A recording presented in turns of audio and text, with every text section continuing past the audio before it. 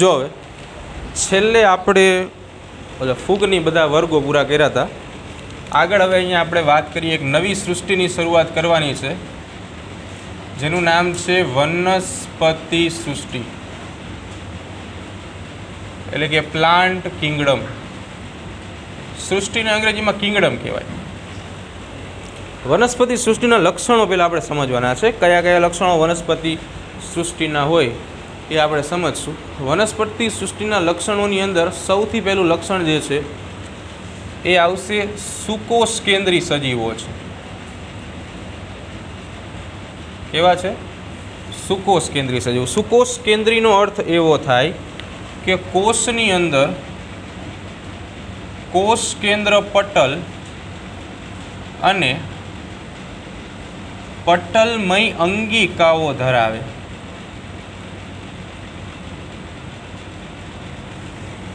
કોષ કેન્દ્ર પટલ અને પટલમય અંગિકા બે ધરાવે. તમે પ્રાઇમરી ધોરણમાં કદાચ કોષ વિશે ભણેલા હોય તો કોષમાં તમે આટલું ભણ્યા હશો કે કોષની અંદર એક કોષ કેન્દ્ર નામની રચના હોય. ઉદાહરણ તરીકે આ કોઈ કોષ છે તો એની અંદર આ કોષ કેન્દ્ર હોય. કોષ કેન્દ્રની ફરતેની બાજુએ જો આવું પટલ આવેલું હોય ને તો એને કોષ કેન્દ્ર પટલ કહેવાય.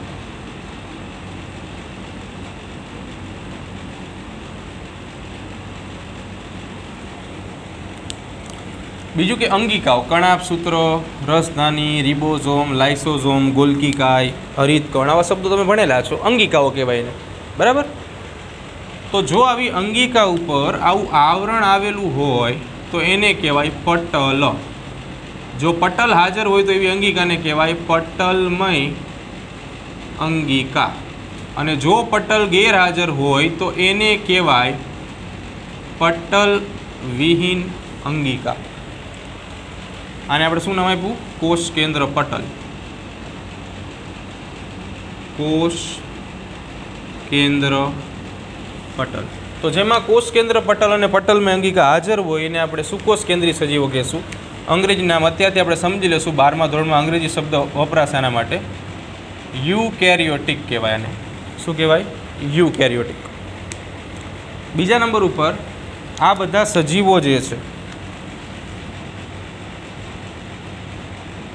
સ્વયંપોષી છે. સ્વયંપોષીની આપણે વ્યાખ્યા જાણી છીએ કે પોતાનો ખોરાક જાતે બનાવે.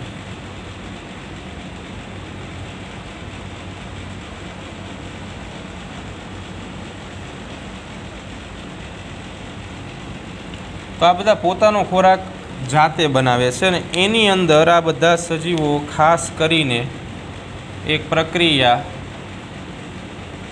પ્રકાશ સંશ્લેષણ વાપરે છે. પ્રકાશ સંશ્લેષણ તમે ભણી ગયા છો. સાદી માહિતી હશે કે વનસ્પતિઓ હરિત દ્રવ્ય કે જેને બીજા શબ્દોમાં આપણે ક્લોરોફિલ કહીએ છીએ, ક્લોરોફિલ વડે અથવા ક્લોરોફિલ દ્વારા પ્રકાશની હાજરીમાં ખોરાકનું નિર્માણ કરે છે.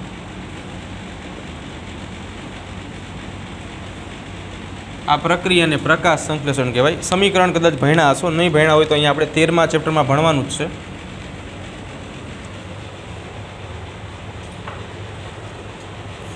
જો સમીકરણ કંઈક આવું થાય.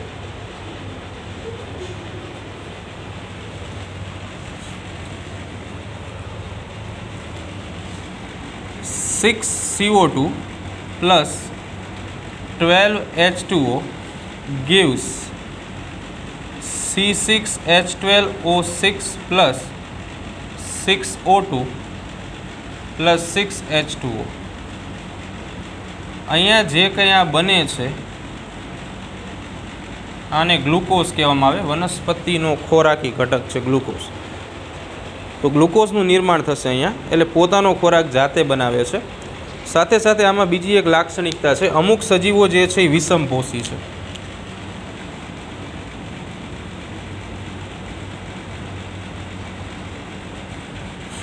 એટલે ખોરાક માટે અન્ય સજીવ ઉપર આધાર રાખે.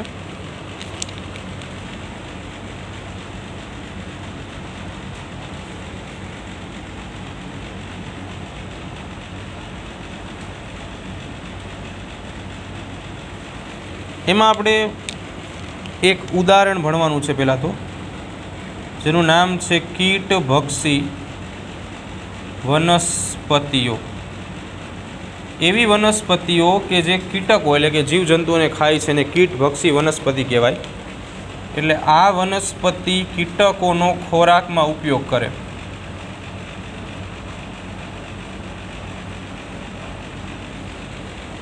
ઉદાહરણ ખાસ અગત્યના છે, ઉદાહરણ યાદ રાખશું આપણે. આ એક વધારાનું ઉદાહરણ લખાવું છું. કળશપર્ણ, વિનસનો મક્ષીપાસ, અર્કજવર. કળશપર્ણ એક દોરી નાખીએ આપણે. કળશપર્ણ જે છે એ કળશ,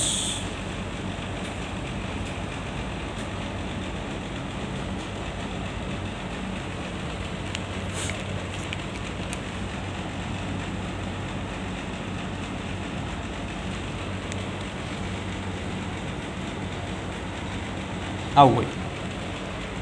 આ બધા જે છે વિનસનો મક્ષીપાસ જે રહ્યું ને આમ ખુલ્લી અવસ્થામાં હોય. માખી આવે ને એટલે આની અંદર બેસી જાય, આ બંધ થઈ જાય. માખીને ખાઈ ન જાય ને ત્યાં સુધી ખુલે નહીં. એવી રીતે કળશપર્ણ હોય. કળશપર્ણમાં શું હોય કે એક તો આ બધા જે વનસ્પતિઓ હોય ને એ આકર્ષક રંગો ધરાવે. ઘેરો ગુલાબી રંગ, લાલ રંગ, બરાબર. આકર્ષક રંગનો એક ઉદ્દેશ એવો છે કે કોઈ પણ કીટક હોય ને એ આવા કીટક એટલે પતંગિયા, માખી, મધમાખી, ભમરા, ભમરીઓ, બરાબર, આ બધા કીટકોમાં આવે. તો આ બધા જે છે ને આવા ચોક્કસ રંગને જોઈને એની પ્રત્યે આકર્ષાય. હવે આ કળશપર્ણનો મોટાભાગે રંગ અંદર બહારથી લીલો હોય, અંદરની બાજુ ગુલાબી જેવો રંગ હોય. આ જે બહારની સપાટી જે રહી ને એ ચિકાસયુક્ત હોય. ચિકાસયુક્ત સપાટી એટલે જ્યારે કોઈ કીટક અહીંયા બેસે ને એટલે શું થાય કે ચિકાસયુક્ત સપાટીના કારણે કીટક જે છે એ અહીંયા અંદર આવી જાય. જેવું કીટક અંદર પહોંચી જાય એટલે આ દિવાલમાંથી પાચક રસનો સ્ત્રાવ થાય.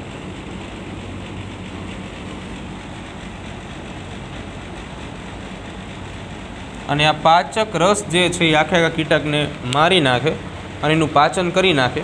પાચન થઈ જાય એટલે આ પાછું ખુલે, બીજા કીટકની રાહ જોવે, બરાબર. આ જ કામ કરવાનું, કોકને ખાવાના. તો પહેલો પ્રશ્ન આપણને એવો થાય કે આવી વનસ્પતિ શા માટે, કીટભક્ષી વનસ્પતિ શા માટે આ વખતે કીટકોને ખાય છે? તો કીટભક્ષી વનસ્પતિઓની લાક્ષણિકતામાં એવું હોય કે કીટભક્ષી વનસ્પતિઓમાં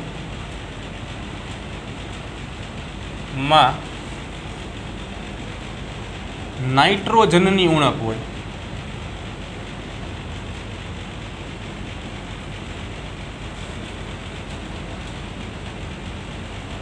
આવી નાઇટ્રોજનની ઉણપને દૂર કરવા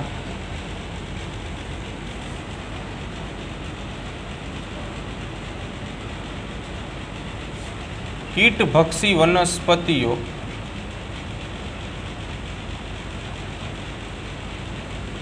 કીટકો ખાય છે, બરાબર. આવીને આવી બીજી એક વનસ્પતિ આપણે જોવાની છે જેનું નામ છે અમરવેલ. અમરવેલ તે પરપોષી અથવા તો વિષમપોષી કહેવાય. એટલે અમરવેલ જે છે એ પરોપજીવી લીલ છે. આ વેલ છે અમરવેલ, પરોપજીવી વનસ્પતિ. કોઈ પણ વેલ હોય ને એનું પ્રકાંડ નબળું હોય. તમે જોજો તમારા ઘરે વેલ હોય ને તો એ કાંઈ આમ સીધી આમ ટટાર ઉપર નહીં જતી હોય. એને કોઈક આધારની જરૂર પડે. કોઈ વનસ્પતિનો આધાર છે કે કોઈ કૃત્રિમ આધાર છે એની જરૂર પડે, બરાબર. અમરવેલ પણ એવી જ વેલ છે. કોઈ વનસ્પતિની ફરતેની બાજુ વીંટળાય. કોઈ પણ વનસ્પતિ હોય ને એ વનસ્પતિમાં શું હોય કે પાણી અને ખોરાક માટેના કેન્દ્રો આવેલા હોય, જેને જલવાહક પેશી અને અન્નવાહક પેશી કહેવાય.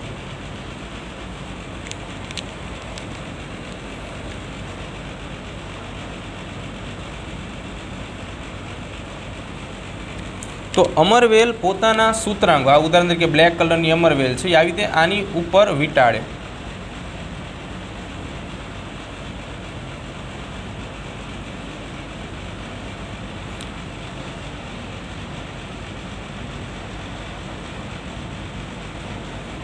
અમરવેલ જેના કારણે શું થાય, અમરવેલ આ વનસ્પતિનું પોષણ પોતે લઈ લે.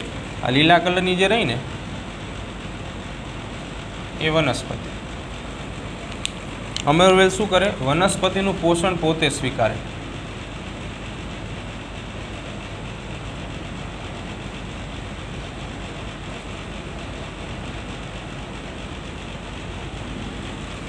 એક સમય એવો હોય કે વનસ્પતિ સુકાઈને મૃત્યુ પામે. અમરવેલ જે છે એ પણ થોડા સમય બાદ મૃત્યુ પામે. એટલે આ પરોપજીવી વનસ્પતિ કહેવાય અમરવેલ. બીજું કે વનસ્પતિ સૃષ્ટિની અંદર વનસ્પતિઓ જે છે એમાં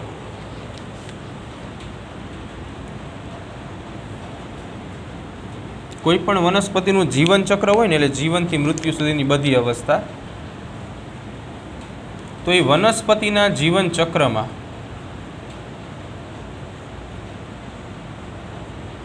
બે અવસ્થા મુખ્ય હોય. એમાં પહેલી અવસ્થા હોય ને એને જન્યુજનક અવસ્થા કહેવાય.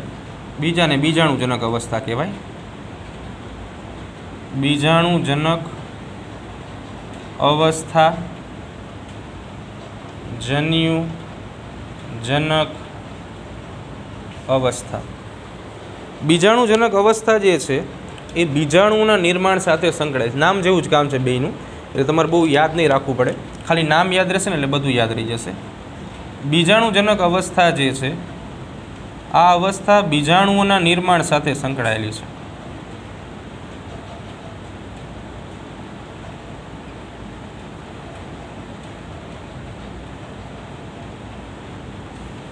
જ્યારે જન્યુજનક અવસ્થા જે છે આ અવસ્થા જન્યુઓના નિર્માણ સાથે સંકળાયેલી છે.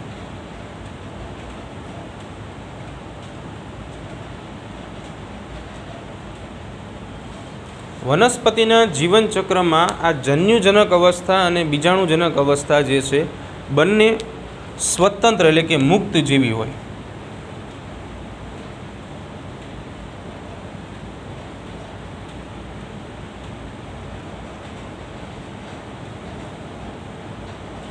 એટલે કે સ્વતંત્ર અવસ્થાઓ હોય. હવે આમાં શું થાય? વનસ્પતિના જીવનચક્રમાં કોઈ પણ અવસ્થામાં વનસ્પતિ હોઈ શકે. બે અવસ્થા આખા સમય જીવનકાળ દરમિયાન દર્શાવે ખરા.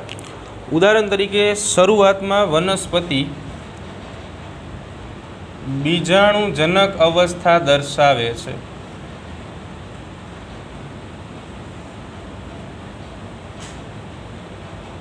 પછી જન્યુજનક અવસ્થા દર્શાવે છે. ફરી પાછી વનસ્પતિ બીજાણુજનક અવસ્થા દર્શાવશે. એટલે તમે ધ્યાનપૂર્વક જુઓ. પહેલાં વનસ્પતિ પાસે બીજાણુજનક અવસ્થા હતી, અહીંયા આપણે જોયું, બરાબર.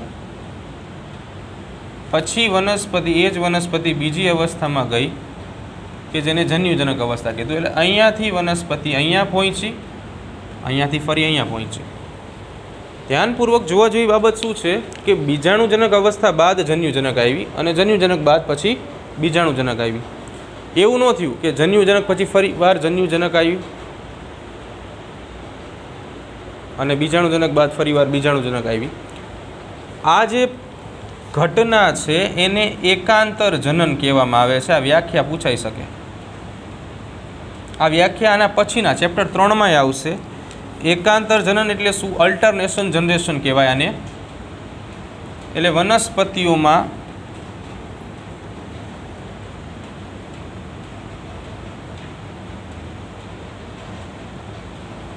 જન્યુજનક અવસ્થા અને બીજાણુજનક અવસ્થા એક પછી એક ઇન શોર્ટમાં વારાફરતી આવે છે.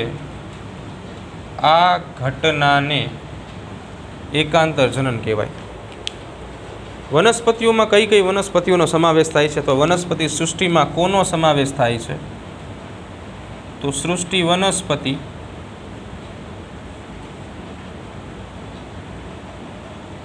પ્લાન્ટ કિંગડમમાં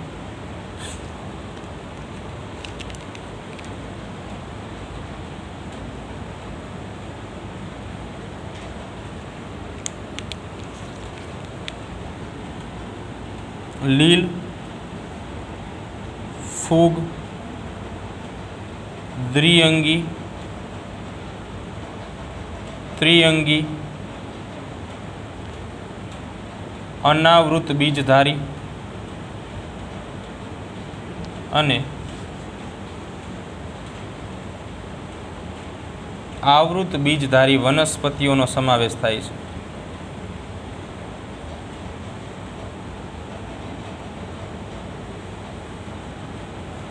બરાબર.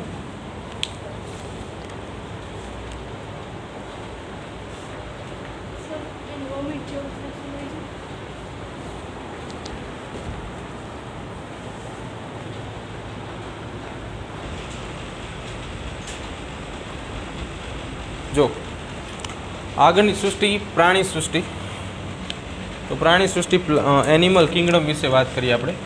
તો આ બધા સજીવ હોય તે સુકોષ કેન્દ્રી છે. એટલે હવે તમને સુકોષ કેન્દ્રી સજીવો શું છે ખબર પડી ગઈ છે. યુકેરિયોટિક. બરાબર.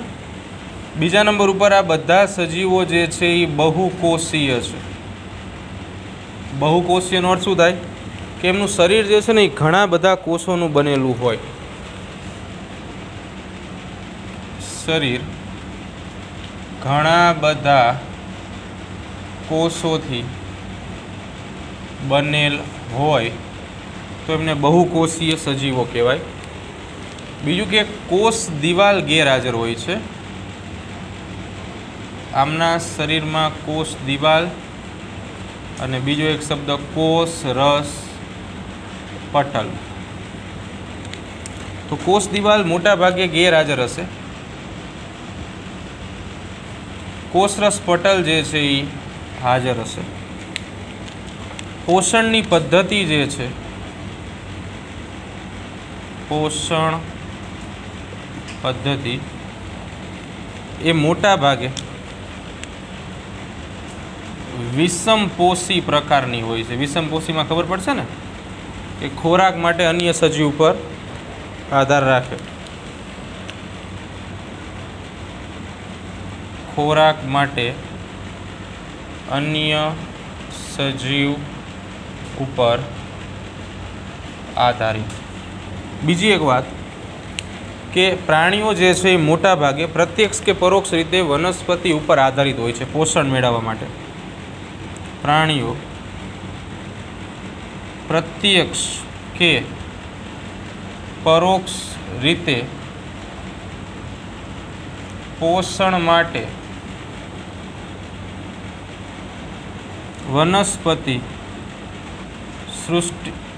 વનસ્પતિ ઉપર આધારિત હોય છે.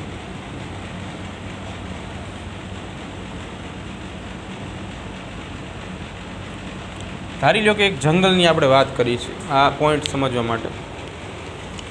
તો જંગલની અંદર કોઈ વનસ્પતિ ઉગેલી છે. એ વનસ્પતિને કોઈ હરણ ખાય છે અને હરણને કોઈ વાઘ ખાય છે. આ ત્રણની અંદર વાઘ અને હરણ બે જ પ્રાણી છે. વનસ્પતિ સૃષ્ટિમાંથી આવે છે. હરણ વનસ્પતિને ખાય છે એટલે તૃણાહારી કહેવાય, ઘાસ ખાનારા અથવા વનસ્પતિ ખાનારા. વાઘ હરણને ખાય છે એટલે માંસાહારી કહેવાય. હવે તમે વિચારો કે પ્રાણી સૃષ્ટિ પ્રત્યક્ષ એટલે સીધી રીતે. અહીંયા તમે ધ્યાનથી જોશો તો હરણ જે છે એ વનસ્પતિ વગર રહી ન શકે. વનસ્પતિ ન હોય તો હરણ ખાઈ મરી જાય. વાઘ વનસ્પતિ ન ખાય પણ એ કોને ખાય? હરણને ખાય. તો તમે જુઓ કે કદાચ હરણ વનસ્પતિને જ ન ખાય તો વાઘ શું ખાય? કંઈ ન ખાય ને. પોષણ વાઘને ક્યાંથી મળવાનું છે? હરણમાંથી મળવાનું છે. ને હરણને પોષણ ક્યાંથી મળવાનું છે? વનસ્પતિમાંથી મળવાનું છે.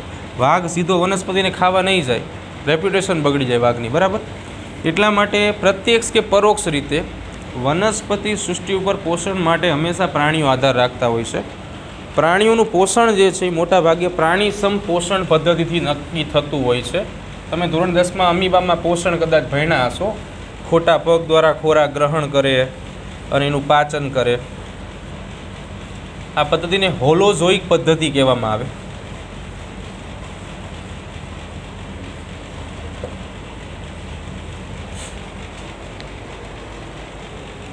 પોષણ પદ્ધતિ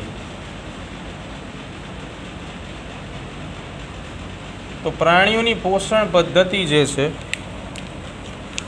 એ પ્રાણીસમ પોષણ પદ્ધતિ છે.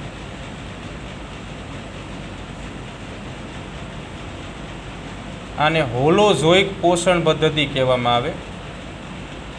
હોલોઝોઇક ન્યુટ્રિશન કહેવાય. આમાં શું હોય કે કોઈ પણ ખોરાક જે છે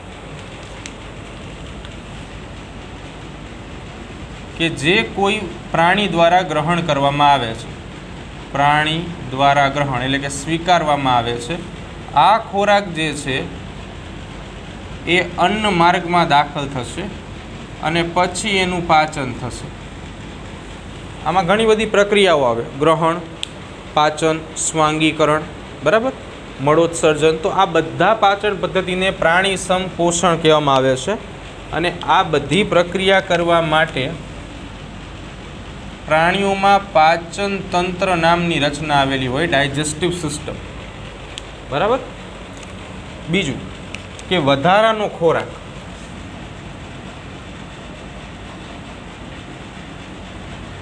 કે જેને બીજા શબ્દોમાં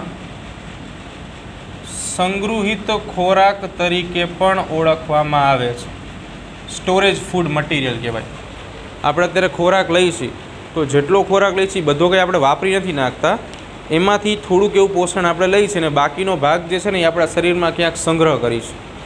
જ્યારે જરૂર પડે ત્યારે એમાંથી ઉપયોગ કરી શકાય. અમુક લોકો જો ઓલા આમળના ઉપવાસ ઉપર રહે, ઘણા બધા સમય સુધી કંઈ ખાય નહીં, છતાં એ લોકો મૃત્યુ નથી પામતા, જીવંત રહે છે. એનું કારણ શું?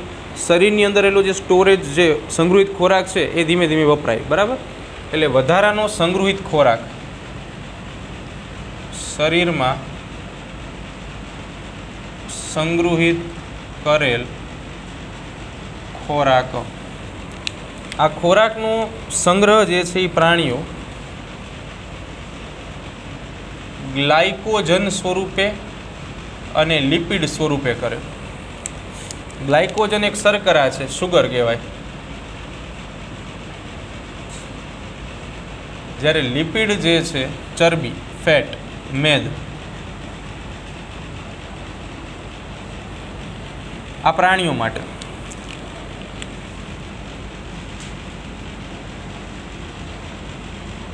વનસ્પતિઓ ખોરાકનો સંગ્રહ જે છે ને એ સ્ટાર્ચ સ્વરૂપે કરે. સ્ટાર્ચ પણ એક શર્કરા છે, શુગર છે. વધારાના ખોરાકનો સંગ્રહ શેના દ્વારા કરશે? આવી રીતે સ્ટાર્ચ, વનસ્પતિ. પ્રાણીઓ ગ્લાયકોજન અથવા લિપિડ. બીજું કે વૃદ્ધિ કેવી રીતે કરે છે? વનસ્પતિઓમાં જનરલી આપણે પહેલા ચેપ્ટરમાં જ ભણી ગયા છીએ કે વનસ્પતિઓમાં વૃદ્ધિ જે છે એ આજીવન હોય. પણ અહીંયા આપણે કોની વાત કરીએ છીએ? પ્રાણીઓની. તો વનસ્પતિમાં વૃદ્ધિ જે છે એ આજીવન હશે.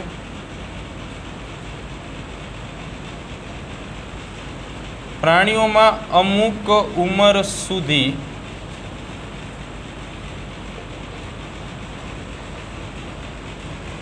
કદમાં વધારો કરે છે અને ત્યારબાદ પરિપક્વ બને, એવો શબ્દ વાપર્યો છે. પરિપક્વ એટલે પુખ્ત બનવું. એ સમયે પ્રાણી પ્રજનન કરીને નવી સંતતિ બનાવી નાખશે, બરાબર. એટલે પરિપક્વ અવસ્થા સુધી વૃદ્ધિ દર્શાવે.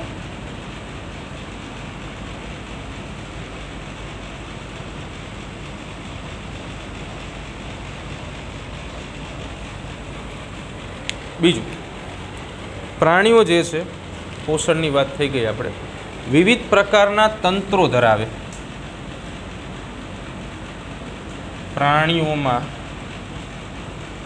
જોવા મળતા તંત્રો, તો એની અંદર આવે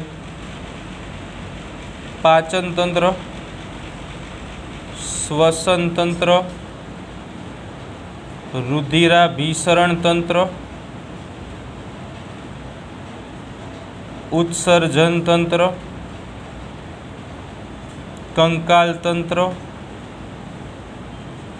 ચેતાતંત્ર, નિયામકી તંત્ર, પ્રજનન તંત્ર.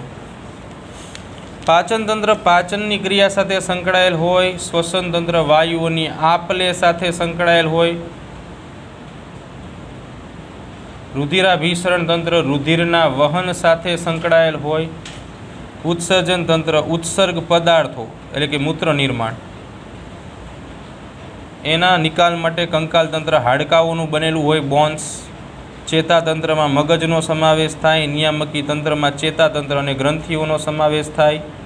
प्रजनन तंत्र में प्रजनननी क्रियाविधि ने असर करतुं तंत्र होय।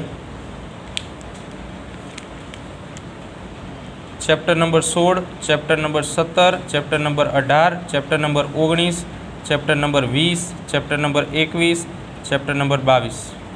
11 साइंस में आपणे आटला तंत्रो भणशुं। आ 12 साइंस में चैप्टर नंबर 3 में आ तंत्र भणशुं। बराबर, एटले बधा तंत्र पूरा थई जाय।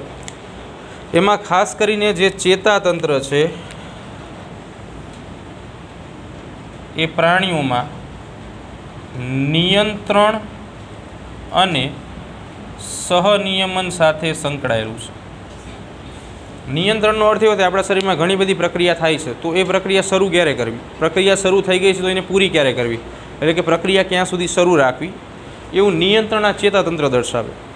सहनियमन एटले शुं, तो कि आपણા शरीરની અંદર આટલા બધા તંત્રો છે તો બધાને ભેગા રાખીને કામ કઈ રીતે કરવું કે જેના કારણે એકબીજાની પ્રોસેસથી એકબીજો હેરાન ન થાય, તો એ કામ નિયમનનું છે। બરાબર, આ બધું ચેતાતંત્ર કરે છે। પ્રજનન તંત્રની અંદર વાત કરીએ એટલે કે પ્રાણીઓ પ્રજનન કેવી રીતે દર્શાવે છે। પ્રાણીઓમાં પ્રજનન તો બંને પદ્ધતિ અવેલેબલ છે, એટલે કે અલિંગી પ્રજનન અને લિંગી પ્રજનન।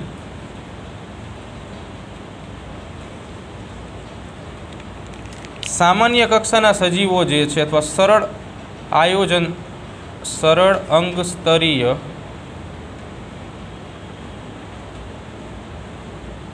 आयोजनवाळा सजीवों जे छे अलिंगी प्रजनन दर्शावशे, पण जटिल अंग स्तरीय आयोजन